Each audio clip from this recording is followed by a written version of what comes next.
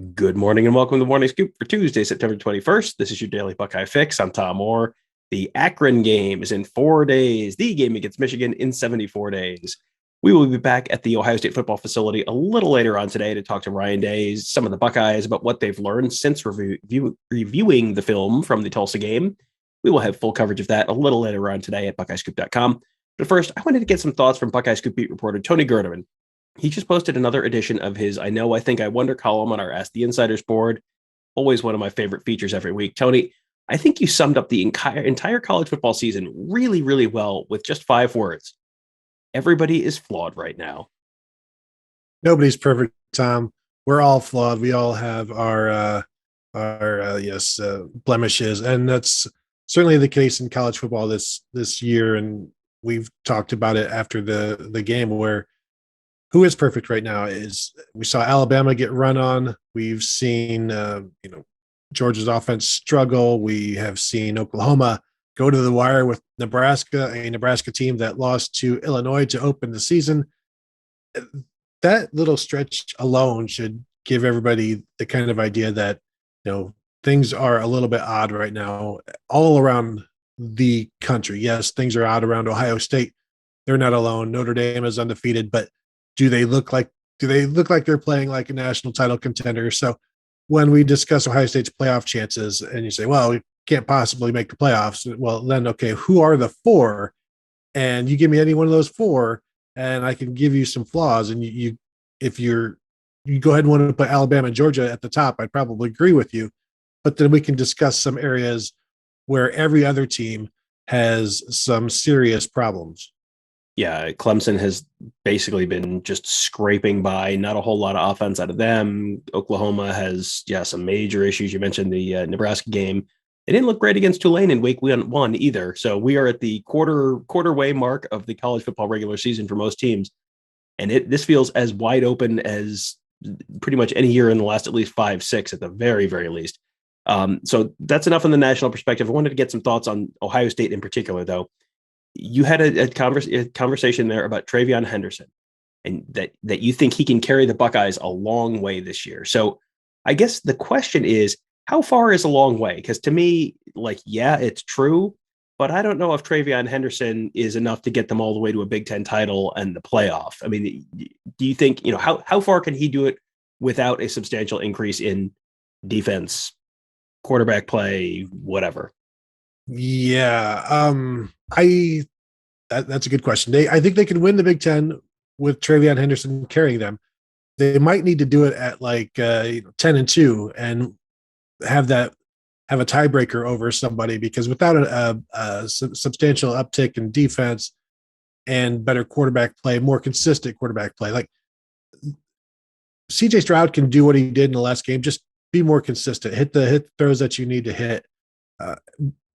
But I think TreVeyon Henderson is a difference maker. There aren't a lot of them nationally, and I believe he's one of them. And so he's a guy that can make plays when other players can't, and that will always keep you in a game. It gives you a puncher's chance against just about anybody, especially this year. And so I think he can take them to a Big Ten championship. But yeah, he can't do it by himself. But he can be the guy. He can be the guy that they lean on. I don't know that will be the case, though, because they still like Mayan Williams. They're still going to throw the ball. This is Ryan Day, and you have these receivers. Let's not ignore Chris Olave, Garrett Wilson, Jackson Smith, and Jigba, who all had 100-yard games against Oregon. So they can still throw the ball, but there's only a handful of really special players. I think TreVeyon Henderson was one of them. And at some point, every touch that goes to somebody else is a potential touch that could have gone to TreVeyon Henderson, and that potential touch could have gone the distance. So there's some arguing amongst yourself if you're Tony Alford or Ryan Day, and you don't want to give him too much, but there's a pretty good chance he's going to do something spectacular with what you give him. TreVeyon Henderson, one of the young stars of the Ohio State offense. CJ Stroud was, shaping up to be one of those after the Oregon game, put up a massive number of passing yards, and then just looked off against Tulsa. And I think we all are kind of wondering, he talked about the shoulder, and, the shoulder is not 100% after that game. You see him moving it around during the game. It doesn't look right. It doesn't look like the CJ Stroud we saw this spring. And, you had a couple thoughts on Stroud's shoulder and then what it could potentially mean for Ohio State this week and maybe Kyle McCord this week. I got to tell you, I'm in total agreement on both. So go ahead and now that you know that you're right, go ahead and share those thoughts with the listeners. I would like to see him get the week off to see if that helps his shoulder, and just give him a rest, give him a week off in practice, and maybe they'll just give him some days off in practice and still play him. But give him a week off, let that shoulder get better, because you don't need him right now. You do need your quarterbacks to be at their best the rest of the season moving forward. So I wouldn't, give him a week off, let Kyle McCord get that experience. If you give him 3/4 of a game, that's going to make up for not playing in any of the previous 3 games. That'll give him a whole heck of a lot of experience. And if you have a starting quarterback who has a shoulder issue, it's probably a good idea to let the backup play some so that he can be ready to take over if he ever needs to. The concern there, though, is I wonder if Ryan Day also has to think about, if we play Kyle McCord and he looks good, which he should against Akron, that's going to make a lot of people think, well, Kyle McCord should be playing. But again, it's Akron. Everybody should look good. So that's why I'm leaning towards CJ Stroud plays for a couple of quarters, then Kyle McCord, then Jack Miller. That way you still establish that CJ Stroud is the guy. You give him a chance to look good. But the other thing is, if Kyle McCord plays and plays well, like, this is an opportunity for him to say, I should be playing more. It's an opportunity for him to do a little bit of what TreVeyon Henderson did and just take over the job. And you can't do that against Akron, but you can start to put the pieces there and start to earn some more reps. And I think everybody has an opportunity to win this job, because nobody has done enough to just lock it in terms of CJ Stroud is not playing as well as he should. I still think he's doing well enough, but you need to see what other guys can do in terms of, again, he's got a shoulder issue, and eventually you need to get somebody else in there. Give him a week off, give him a couple quarters off. Let's see what Kyle McCord can do. Get some experience in there. And I just feel like Day may be concerned about a quarterback controversy, where even though there may not even be one internally, players hear all of this stuff externally. Yeah, I don't know if managing your quarterback situation to what's happening on Twitter is the best option there, but you have, and I think the other side of that is, if you've got a quarterback who you keep saying, like, well, his shoulders, it's not bad enough that he can't play. It's still, he can still play even though he's not 100%. At some point, if the condition deteriorates, whatever the specific issue is, you are going to have to play a quarterback. There is a threshold under which he no longer can play. He's not there yet, but that is a thing that can happen. And at that point, you're playing your backup. You would think you would want your backup to have as many reps before that point to be as prepared as he possibly can be for that contingency. That is a thing that is going to potentially happen at some point this fall. Maybe CJ Stroud can ride this whole thing out and be okay and make this whole way through the season, but it doesn't seem like the shoulder's getting better at this point. So you would think a week of rest might be not a bad idea on 2 different fronts. Before we, let's enough of the quarterback talk for a minute. Let's talk about some optimistic stuff for Ohio State right now. There were a few of the younger players on the team who seem all of a sudden like maybe they're about ready to take on some bigger roles and maybe can solve some of the issues that we've seen during the first couple games. So let's just take a run through a few of them, starting with Tyleik Williams. He's a true freshman, nose tackle. It was, mostly in the second half against Tulsa, and they're a little worn down, and Ohio State was sort of taking control of the game, but it sure seemed like he earned more playing time based on what we saw on Saturday. Yeah, I would be shocked if we don't see him more this week, and he earned it, and he will probably look good again this week against Akron. But he, for a big guy, and he is a big guy, he looked quick, he looked fast, and I know everybody saw the sack, but he was doing some other things before that as well that were impressive. And I think you play him more, that gives Haskell Garrett and Trayvon Vincent an opportunity to go back to their homes and play 3-tech and not worry about nose tackle. But at some point, these young guys, The whole if they're going to bite, as if the pup's going to bite, or if the dog's going to bite, he's going to bite as a pup. Thank you, Tom. I finally got it. He's a pup, and he's biting. And at this point, why not continue to feed him? Give him more, let him play some more, because you are going to need him in the weeks after in the Big Ten. The run defense was better this week, but who knows if that means anything? It won't mean anything this coming week against Akron. It's in Big Ten play where it will actually start to mean stuff. And so get this guy, this big nose tackle, some opportunities so that he is able to play in the fourth quarter, first quarter, second quarter, third quarter against all Big Ten offensive linemen. Give him some experience, give him some confidence, and let him go and see if he raises the level of play around him and makes everybody better.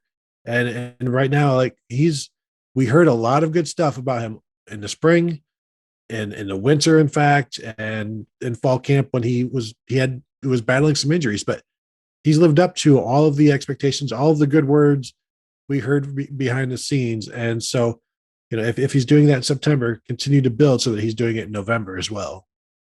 And the nice thing for Ohio State is they don't need 45 snaps a game out of him. If you get 15, 20 snaps out of him, that's great. That is a huge extra bonus, because you also got to remember they just added Jerron Cage back in the mix. Jerron Cage had missed the first couple of games. He was back on Saturday.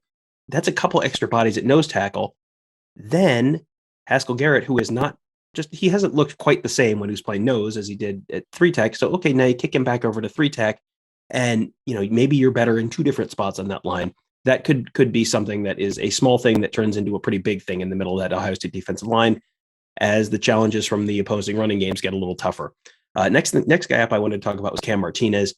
He's interesting because, again, I mean, like you said, everyone remembers the sack for Tyleik Williams. Everyone remembers the pick six for Cam Martinez last Saturday. Okay, but he was pretty good other than that. He was playing sort of as the dime guy last Saturday and just coming in sort of situationally. I don't know where exactly he fits right now, but it seems like he needs to fit somewhere more frequently. Wherever that is, he needs to be on the field more than he's been based on what we saw last week. Yeah, and his ability to make plays with the ball in his hands has me wondering what he could do at free safety. I know he's more of a cover guy. Ross suggested maybe moving Lathan Ransom to free safety and moving Cam Martinez to the vacated cover safety. They have just seemed really reticent to move Lathan Ransom. We've talked about that before. Like they must really like him because he's not really been in the talk about free safety. And that seems like it makes sense because that's what he was recruited to Ohio State to do. But maybe with Cam Martinez stepping up and they put him in there in some tough situations and he was covering. He was a willing tackler. We saw him get bowled over on one of those third down plays against a bigger player, but he still made the tackle. He lowered his shoulder and was prepared for contact. So he's not shying away from it. And he's another guy who is only going to get better because every day he plays is another day of experience. He was a quarterback in high school, as we know. So he's still learning, but he's taking, as Ryan Day, taking the meeting rooms to the field, and you're seeing that coverage ability. And I would like to see more of him. It's unfortunate that because he is basically the dime, he's quote the nickel, but Ohio State is already in a nickel, so he only comes out in like real passing downs. You would like to see him maybe mixed in more, but who do you take out? You're probably not going to take out Lathan Ransom for him at this point, and so it's just a difficulty finding a spot for him. But he made the most of his opportunities last week. We'll see if maybe he can get some more. I just don't know exactly how. Someone who did not get opportunities last week was Ryan Watts. Now, he started as a corner. You saw him with an interception of Jack Miller, like the first drive of the spring game. He played some at corner earlier this year. Now it sounds like from what Mark Giffler was saying, it sounds like Ryan Watts could be on the move, that he may be someone who's maybe they're looking at him at that deep safety spot. Didn't play at all against Tulsa, but this may be a week when we see him in that spot a lot more. Yeah, I think so. He was warming up when Ohio State does their warm-ups. They warm up with their first-team defense against the first-team offense and the second-team defense against the second-team offense, and they just roll through in the hour or so before the game, just doing some quick passes. And he was the number 2 free safety. and that was the first time we've seen him there. I think we do see him play some this week because they do need long-term fixes, long-term help. I don't know if that means he's going to eventually replace Bryson Shaw. They just need more options than they have losing Josh Proctor. So they need more guys there. I would like to see him play this week. I think we will. There's no reason, even if he is, I don't want to say a liability, but if he's still learning, which he is, they're all still learning. But even if he only has a certain amount of grasp, I think they would still like to get him out there a little bit. If he gives up a touchdown, I think it's going to be okay. Like, I don't know that Ohio State will cover if somebody gives up a touchdown, but it's not like playing him, a couple of quarters is going to cost you. It's going to give him some necessary experience, some necessary video and some film to watch and see, this is what you did wrong. All you needed to do is do this instead, just as we've talked about. You see why you didn't. And, you need game reps. And yeah, I would like to see him play this week. I think he will, because again, when you look at him, he doesn't look like a corner. He says he's 6'3.5". I believe him. He's 6'3", 205, almost a prototype free safety type of build. I don't know what kind of range he has. That's another thing I would like to see, just to get an idea of how much ground can he cover, what's his awareness like, how well does he track the football? But most importantly, Tom, how well does he defend the field in front of him? Not necessarily concerned about the field behind him. It's the field in front of him that's more important. Yeah, the whole point of that position is you keep everything in front of you. So yeah, that's the whole game there. And you're right. I mean, you look at him and he reminds me, just in terms of his build, much more of like a Josh Proctor type than like a Cam Brown type or a Seven Banks type or Cam Martinez, or I mean, like that. He just looks more like those guys just in terms of how he's built. He's built like a safety. So now he may get to play safety. Last one. And you wrote, you'll either see Mayan Williams' best week of practice or worst week of practice this week. I thought that was a really intriguing thought and kind of tells you, like, I think you're going to know by the end of this week what Mayan Williams' future at Ohio State looks like. Yeah, I completely agree. And that the coaches will see that every single day, whether if he's moping or if he's driven. And if he's moping, then they know, like, that's okay. That's what we've got. If he's driven, then they're going to be excited about that. And there's no reason to expect anything other than a very driven Mayan Williams this week. Remember when he came into Ohio State, when he was a high school, he had put on a bunch of weight. He came to Ohio State, he looked like a completely different player physically than he was in high school. So this is a driven guy. And he came to Ohio State, didn't care that he was a 3-star guy and there were, other guys that they're recruiting here, 5-star guys or whatever. It didn't bother him that, maybe I won't get to play because, shoot, he was starting as a redshirt freshman at Ohio State. And that's not something that happens to a lot of guys. So I wouldn't expect him to take a step back. However, it's going to be something to watch. It would be for any position, for any guy to be in a position to see your job go to somebody else. And again, we've answered this a bunch of times, but also I've seen the question a bunch of times: why did Mayan Williams get any carries? He had a bit of an illness during the week, missed a practice. Master Teague and TreVeyon Henderson practiced better, had practiced really well. And then they just stuck with the hot hand of TreVeyon Henderson. So that was the bulk of the reason why Mayan Williams didn't play. So then now he responds to that, and we'll see how that goes.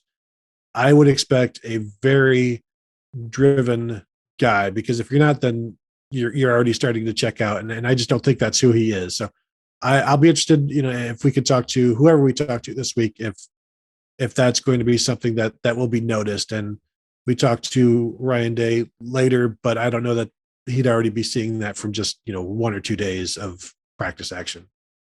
Yeah, we will get to talk to Ryan Day later today. And, I don't anticipate a lot of discussion about the practice stuff, but I think we will probably get hopefully some more insight into the Tulsa game. We always, at the end of every game, you always hear, well, I got to go back and watch the film. Well, Tuesday is the day we find out, okay, you've got to go back and watch a film. What did you learn? That's a lot of that conversation. We're going to be streaming those interviews live. It'll start a little around lunchtime today at youtube.com/Buckeye Scoop. We'll stream those interviews live. The best way for you to watch those is to subscribe to our YouTube channel, youtube.com/Buckeye Scoop. If you're watching this on YouTube, hit the little bell or hit the little Buckeye Scoop logo that'll pop up at the end of the show. If you are not on YouTube, you can go to youtube.com/Buckeye Scoop and hit that bell.